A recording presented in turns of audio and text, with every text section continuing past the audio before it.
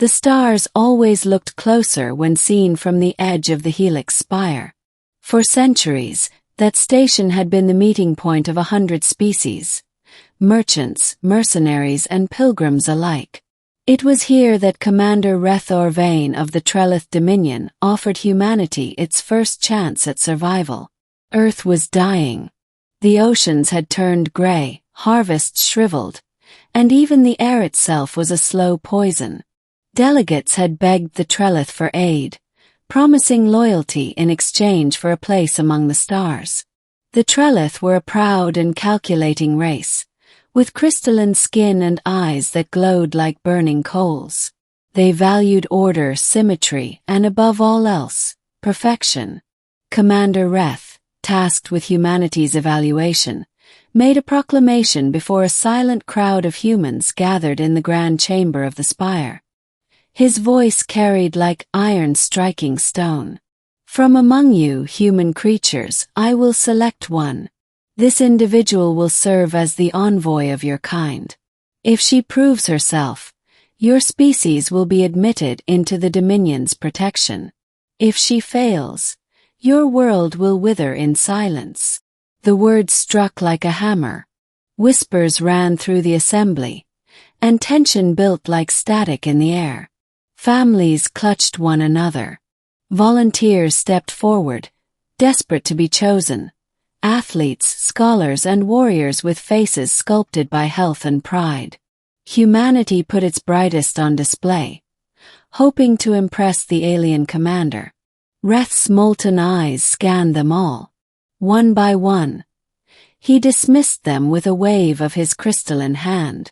Too arrogant, too fragile, too ordinary. He passed the scientists who boasted of intellect, the soldiers who gleamed in their uniforms, and the beauties who carried themselves like trophies. His gaze was searching for something else, something hidden. Then, from the shadows at the edge of the hall, he stopped. She had not come forward. She had not been pushed ahead by proud parents or eager officials. She stood half-hidden, her posture small, her face scarred from an old fire that had burned across her cheek and chin. Her hair was unevenly cut, her clothes plain and ill-fitted. Many in the crowd knew her only vaguely. Ilara Ven, daughter of a machinist, survivor of a factory blaze, a woman who seldom spoke above a whisper. The commander's voice echoed through the chamber. "You step forward."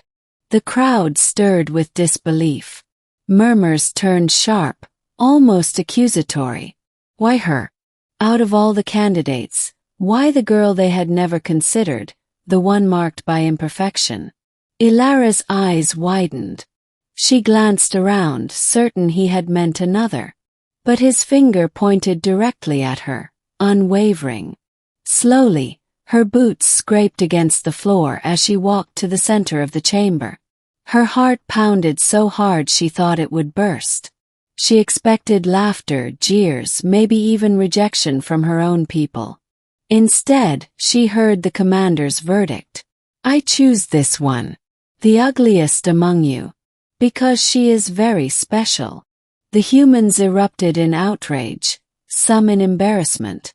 They shouted, pleaded, argued. But Reth silenced them with a flare of his crystalline skin that blazed like sunlight on glass. Beauty is fragile. Symmetry is predictable. This one carries scars. Scars mean survival. Scars mean story. Scars mean strength tested by fire. She is chosen. And with that, Ilara Ven became humanity's representative. The middle, the trials of the envoy. Ilara's life transformed in an instant. She was whisked aboard the Dominion's flagship, a vessel of spiraling alloys and pulsing light. Every corridor hummed with energy, alive with alien architecture that seemed to grow and breathe. The Dominion wasted no time. She was entered into the trials of Accord, an ancient ritual where chosen envoys of new species were tested.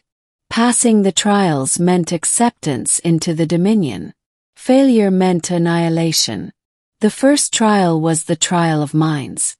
Ilara was placed in a chamber filled with illusions. Each test bent reality itself, visions of her greatest fears, temptations of false joys, echoes of her old wounds. The scientists and scholars who had been rejected would have relied on formulas and reason. Ilara relied on something else. Endurance. She walked through her fears with trembling legs but did not collapse. She did not fight the illusions with denial, nor did she surrender to them. She endured. The second trial was the trial of balance. Suspended between twin suns on a bridge of shifting glass, she was tasked to walk the length without falling. The Trellith considered balance the essence of civilization. Halfway through, the glass cracked beneath her, shards slicing her skin. The other candidates might have panicked, scrambling for footing. Ilara, scarred and accustomed to pain, steadied her breath. Slowly, bleeding, she moved forward until her feet touched the far platform. The third trial was the trial of heart.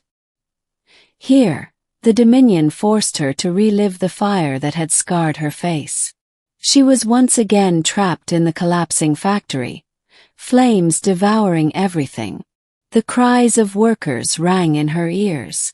In reality, years ago she had saved only herself. She had carried guilt ever since. But in the Dominion's test, she was given the chance to act differently. Without hesitation, she dragged the screaming illusions of her co-workers toward safety, bearing burns upon burns, pain layered upon pain. She emerged sobbing but unbroken. Word of her perseverance spread across the spire. Other alien envoys whispered of the human who would not break. Some admired her. Others scorned the Trellith for choosing someone so plain, so flawed. But Reth only watched, his expression unreadable, as if he had seen the truth from the very beginning. Finally came the trial of choice. Ilara was shown two paths.